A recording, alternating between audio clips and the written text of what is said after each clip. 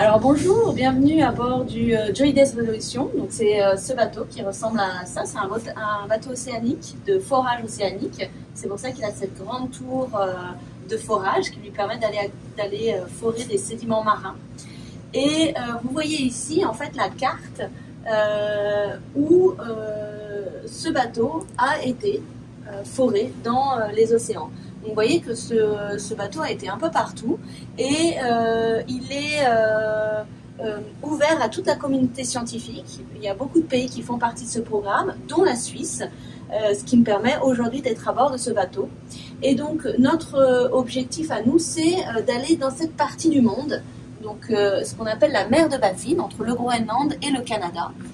On est parti il y a 2 semaines maintenant, depuis l'Islande. On a fait tout un parcours depuis Reykjavik. On a fait 1 semaine de transit avant d'arriver dans cette région-là, où on a commencé notre premier forage ici.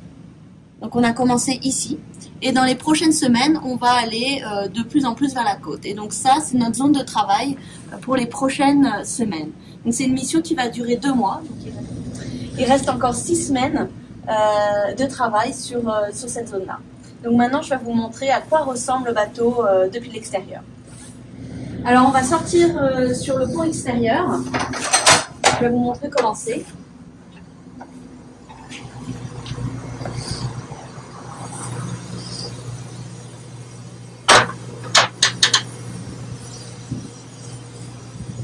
Alors, on va arriver sur la zone où on manipule les crues. Donc là, vous avez une vue extérieure de la mer de Baffin. Donc on est au-delà du cercle polaire, il fait très froid. Et vous allez voir une grue avec une petite ligne, voilà, avec une bouée rose. C'est ce qui nous permet en fait de faire des relevés sismiques. Donc en fait, c'est des analyses de la topographie du fond marin qu'on fait avec cette sonde.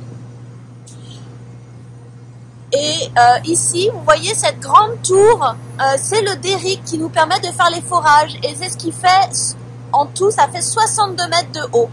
On va aller le voir de plus près.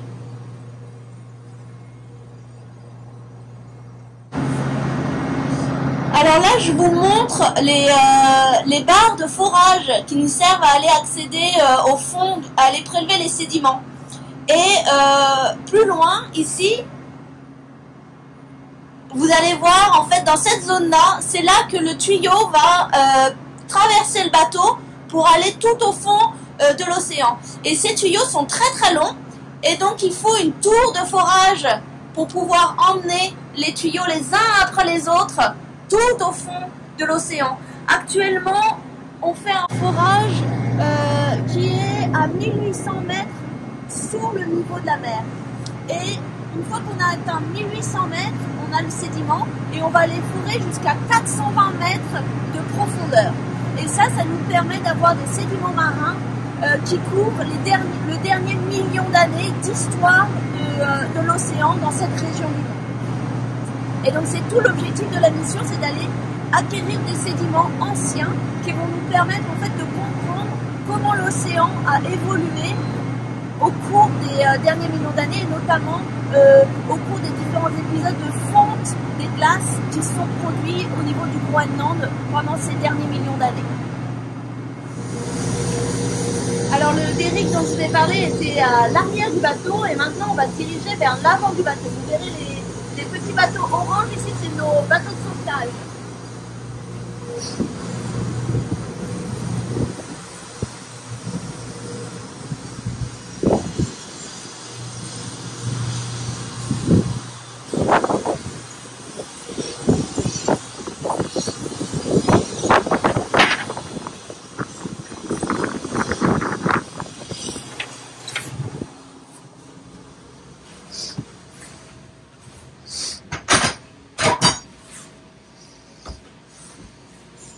Alors on est ici sur le pont avant du bateau qui est la cabine de pilotage.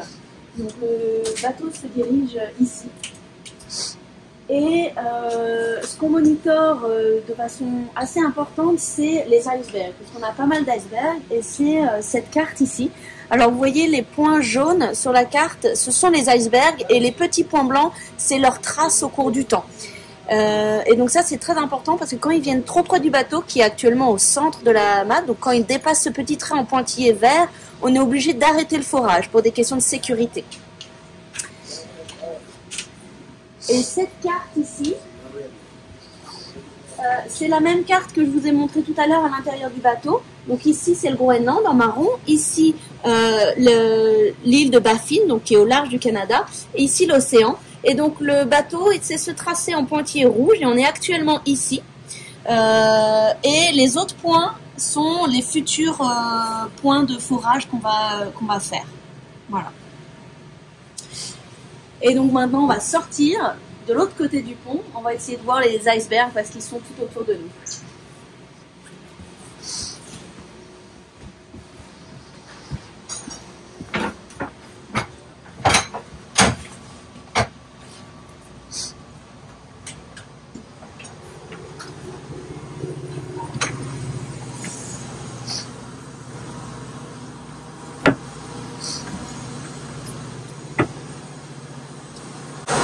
Alors, les icebergs, on les voit plus.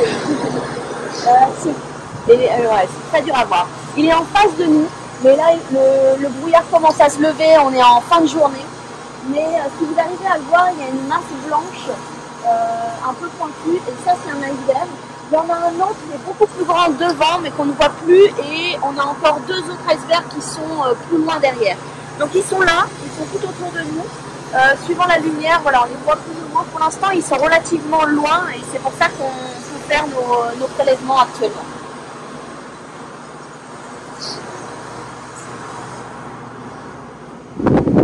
Voici l'avant du bateau. Donc, on est tout à l'avant et sur le pont intermédiaire, c'est là où on a nos tables de pique-nique quand il fait beau.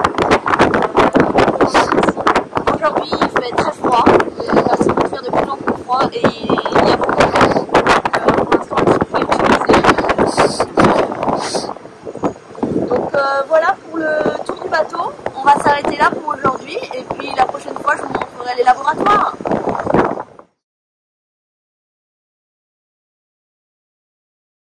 Alors bonjour, bienvenue pour cette deuxième vidéo, toujours à bord du Joy Days Resolution, ce bateau océanographique qui est actuellement donc au large du Groenland. Donc pour cette deuxième vidéo, je vais vous expliquer qu'est-ce qui se passe avec les carottes qu'on récupère du fond. Donc là, le derrick, il est actuellement en cours de forage et on va descendre au niveau du pont inférieur, au niveau du pont de forage, et je vais vous montrer un peu le trajet de cette carotte au sein du laboratoire sur ce bateau. Alors on est descendu d'un étage, on est au niveau du pont de forage, donc presque au niveau du bas du tube de forage que vous voyez en activité actuellement. Et donc c'est avec ce tube qu'on va récupérer la carotte. Ce tube il est métallique et en fait à l'intérieur on a un deuxième tube qui est un tube en plastique qui va être ce tube dans lequel on va récupérer le sédiment. Et donc il faut cette tour de forage pour ramener vers le haut le tube métallique et plastique tout en haut, et une fois qu'il est arrivé en haut, on va sortir le tube en plastique. Il est flexible ce tube, il va passer dans ce petit cette barre jaune et arriver dans un couloir qu'on appelle le catwalk, et c'est là où on va tronçonner ce tube qui fait 9 mètres de long en tronçon d'1,50 m. Alors on est actuellement là sur ce fameux catwalk, donc ce couloir où on va récupérer la carotte qui va arriver donc d'ici, et elle va être placée sur ce banc qui est très long et qui va nous permettre en fait de couper la carotte par portion d'1,50 m. Ce sont des portions sur lesquelles c'est plus facile de travailler. Alors avant de complètement utiliser ces carottes, il y a des échantillonnages qui vont se faire directement sur ces carottes, qui sont des échantillonnages qui doivent se faire sans contamination. Donc on a par exemple Inke qui travaille sur l'ADN fossile et donc qui est la première à échantillonner ses carottes. C'est pour ça qu'elle a une combinaison stérile pour éviter que les humains, que les outils contaminent les échantillons. Le deuxième type d'échantillonnage, ça va être la géochimie des eaux interstitielles, c'est-à-dire des eaux qui se situent entre les grains de sédiments. Et cela, c'est pareil, il faut qu'ils soient prélevés avant qu'on ouvre la carotte, de façon à ne pas modifier leur chimie par les échanges avec l'atmosphère. Et donc, une fois que ces échantillonnages sont faits, une fois que les carottes sont tronçonnées en portions d'1,50 m, on va fermer la carotte avec le bouchon bleu qui correspond au haut de la carotte, vers le ciel, et le bouchon gris qui correspond au bas de la carotte. Alors, une fois qu'on a coupé ces portions d'1,50 m de carottes, on va les amener au laboratoire, donc à l'intérieur du bateau.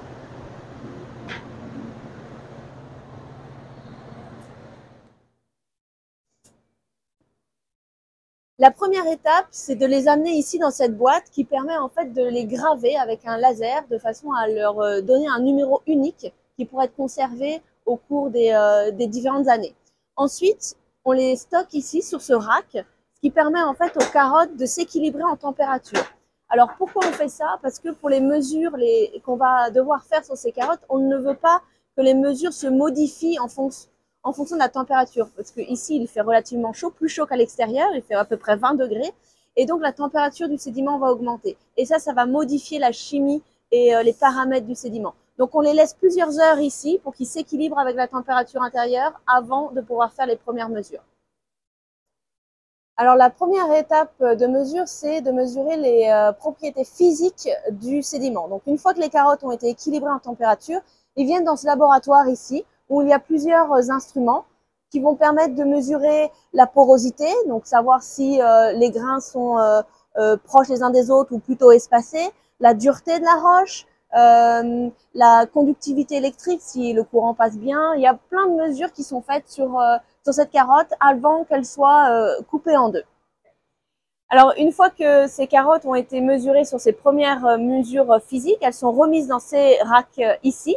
Et elles vont être récupérées par les techniciens pour être coupées en deux, c'est-à-dire coupées dans le sens de la longueur de façon à avoir deux parties identiques.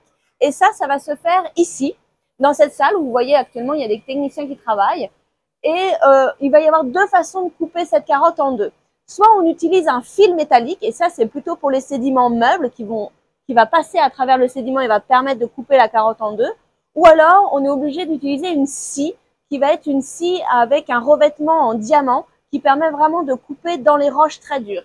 Et c'est exactement ce qu'ils sont en train de faire actuellement, puisqu'on a récupéré des roches et donc de façon à pouvoir les couper en deux, on utilise cette scie métallique à lame de diamant. Alors une fois que les carottes ont été coupées en deux, elles vont être amenées au laboratoire ici, qui est le laboratoire de prélèvement des échantillons et de description. Alors ces deux parties de carottes, il y a une partie qui va être mettre ici, qui est la partie de travail sur laquelle on va prélever des échantillons. Alors ce prélèvement d'échantillons, il va être pour la micropaléontologie, pour aller chercher des fossiles comme les foraminifères ou les diatomées, des échantillons pour analyser la composition du sédiment, savoir quel type de grain on a, si c'est du quartz, si c'est des argiles, et on a des prélèvements qui sont dans des petits cubes carrés qui permettent en fait de faire des analyses sur le champ magnétique des minéraux qui sont à l'intérieur du sédiment. Et ça permet de reconstruire le champ magnétique de la Terre. La deuxième partie de la carotte, qu'on a coupée en deux, va se placer ici, sur ces tables-là. Et ici, on fait la description de ce qu'on regarde. Donc, la description en couleur, la description de la taille de grain, la description des structures sédimentaires. Et on a des feuilles comme ça où on va noter toutes nos observations. Et cette archive, donc cette moitié c'est l'archive, ne va pas du tout être échantillonnée. C'est une archive qui va être stockée pour les générations futures, de façon à avoir des échantillons non contaminés, non prélevés, si on a des techniques de mesure qui sont non destructives ou des nouvelles techniques de mesure qu'on ne connaît pas encore et pour lesquelles on aurait besoin d'échantillons propres. Alors une fois qu'on a décrit les carottes, on prend des photos haute résolution pour garder trace de ces sédiments. Donc ici un appareil photo classique qui va venir scanner l'image et ici un autre appareil qui va venir plus précisément mesurer la couleur du sédiment. et donc va mesurer en fait les canaux rouges, verts, bleus à haute résolution de cette carotte. Et on a un troisième instrument qui se retrouve près du RAD qu'on vous a montré, qui est un scanner à rayon X, tout simplement, qui va nous permettre d'avoir une imagerie interne du sédiment. Alors ici, c'est l'endroit où on va mesurer le champ magnétique de ces petits échantillons. Alors sous la forme de ces petits échantillons carrés qui sont orientés, c'est pour ça qu'il y a une petite trace dessus, et qui va passer dans cette machine qui est isolée de tout champ magnétique et qui permet donc de reconstruire le champ magnétique de la Terre. Et pourquoi on s'intéresse à ça? Parce que ça nous permet en fait de reconstituer l'âge du sédiment. Le champ magnétique de la Terre n'a pas toujours été celui qu'il est aujourd'hui, il a changé de position, donc le sud était au nord et le nord était au sud, et ça de façon assez cyclique dans l'histoire de la Terre, et donc on est capable de retrouver quand est-ce que ce champ magnétique s'est inversé ou non, et ça nous donne des âges assez précis. Alors on termine ce deuxième épisode ici sur le pont qui sert en fait de base d'atterrissage à l'hélicoptère, ce qu'on appelle l'hélidec. Et donc vous voyez derrière moi ce beau coucher de soleil avec un des icebergs qui nous suit depuis plusieurs jours maintenant, mais qui reste relativement loin, donc le forage est toujours en cours. Et donc dans la prochaine vidéo, je terminerai sur les autres laboratoires qu'on n'a pas encore vus et vous expliquerai ce qu'on fait dans ces autres laboratoires. Bonjour, alors bienvenue pour cette troisième vidéo et on est toujours donc sur le Geoides Resolution et cette fois-ci on va commencer par les laboratoires qui sont de l'autre côté ici du pont de forage et commencer par le laboratoire de paléontologie. Alors on est ici dans le laboratoire de micropaléontologie où on va aller chercher à aller extraire ces microfossiles du sédiment. La première étape c'est de les mettre ici sur cette table de mélange qui permet en fait au sédiment d'être mélangé à l'eau de façon à le désagréger et donc d'avoir une première séparation des microfossiles du reste du sédiment. Ensuite, ça va être transféré sur des tamis de plusieurs tailles. Vous avez des tamis de plusieurs tailles de mailles, ce qui permet de séparer ce sédiment en plusieurs tailles de grains. Et c'est dans ces tailles de grains différentes qu'on va aller regarder les différents types de microfossiles. Alors une fois qu'on a fini de tamiser les échantillons, on les met à sécher et une fois qu'ils sont secs, on va aller les regarder à l'aide de microscopes et de loupes binoculaires. Et donc il y a un laboratoire ici dédié pour ces observations et on va aller regarder des résidus de sédiments séchés au microscope. Et on va aller chercher les microfossiles comme les foraminifères. Donc vous en voyez ici, vous avez des sédiments et les petites boules blanches que vous voyez sont des foraminifères. Et ces foraminifères-là nous expliquent quels était l'environnement de vie, s'il faisait froid, s'il faisait chaud, s'il y avait une calotte polaire ou s'il n'y en avait pas. Mais ils nous informent aussi sur l'âge du sédiment, ce qui nous permet de dater. Alors, dans ce laboratoire où on a plusieurs types de microscopes, parce qu'il n'y a pas que des foraminifères qu'on va aller chercher, il y a des diatomées, d'autres microfossiles. On a aussi un microscope électronique, ce qui permet de faire des photographies au microscope électronique des microfossiles. Alors, nous voici au pont inférieur et on va entrer dans le labo de géochimie.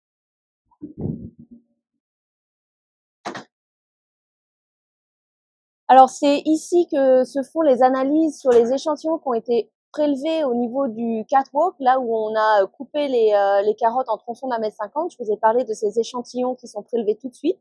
Et c'est ici qu'ils vont être mesurés, notamment pour leur composition élémentaire, donc en fer, en calcium, en différents éléments qui constituent l'eau de ces sédiments. Ensuite, une partie du sédiment est récupérée ici et va être introduit dans ces cylindres métalliques où une pression de plusieurs tonnes va être exercée sur ces sédiments de façon à ce que le liquide qui reste à l'intérieur du sédiment soit évacué et récupéré par cette seringue. Et là encore, d'autres analyses vont être effectuées sur ces eaux porales, qu'on appelle des eaux porales. Et une partie de ces analyses, c'est donc de mesurer, par exemple, quelle est leur salinité, quel est leur pH, donc c'est-à-dire l'acidité de l'eau, ou encore leur alcalinité, c'est-à-dire leur composition en ions, que ce soit les ions calcium, magnésium, sulfate qu'on peut trouver dans l'eau. Alors, on vient de sortir du labo de géochimie et juste en face, on a le laboratoire des lames minces. Alors, qu'est-ce que c'est qu'une lame mince? C'est un processus qui permet de rendre une roche comme celle-ci tellement fine qu'on va pouvoir voir à travers. Alors, comment on fait? On colle en fait cette roche sur une lame en verre et on va venir couper très finement cette roche au ras de la lame en verre et en résulte ce type de lame qu'on appelle lame mince qui nous permet de voir à travers la roche tellement elle est coupée finement. Et ça, on va aller l'observer au microscope, ici, avec différents types de lumière, dont la lumière polarisée, qui est un peu le filtre qu'il y a sur les lunettes de soleil. Et ça va illuminer les minéraux avec des couleurs différentes, et ce qui va permettre aux scientifiques d'identifier les minéraux qui sont dans cette roche. Alors, on est ici 3 étages plus bas que les laboratoires de géochimie, dans un étage qui est en fait la chambre de stockage, et c'est une chambre froide où on va stocker les carottes une fois qu'on a fini de faire nos échantillonnages.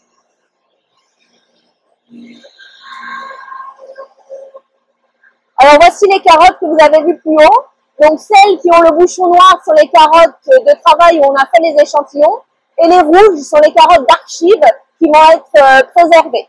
Alors, toutes ces carottes sont stockées ici dans des boîtes en carton qui, une fois qu'on va arriver au port, vont être envoyées vers des centres de stockage. Alors, il existe 3 centres de stockage dans le monde. Un aux États-Unis, où est stocké toutes les carottes qui viennent de l'océan Pacifique. Un en Allemagne, où sont stockées toutes les carottes de l'océan Atlantique. Et un au Japon, où sont stockées les carottes de l'océan Indien. Et donc, ces centres de stockage sont des chambres froides, comme celle-ci, et permettent de préserver les échantillons. Et ainsi, tous les scientifiques peuvent demander à avoir accès à ces carottes, à pouvoir les échantillonner ou faire des analyses complémentaires par rapport à celles qu'on peut faire à bord. Alors voilà, on a terminé le tour des laboratoires qui sont à bord du bateau. J'espère que vous avez apprécié cette visite guidée. Et on termine du coup cette série de petites vidéos avec, je ne sais pas si vous pouvez le voir, mais le Groenland est derrière moi. Et j'espère que vous appréciez l'exposition, les vidéos, et donc je vous souhaite une très bonne fin de journée.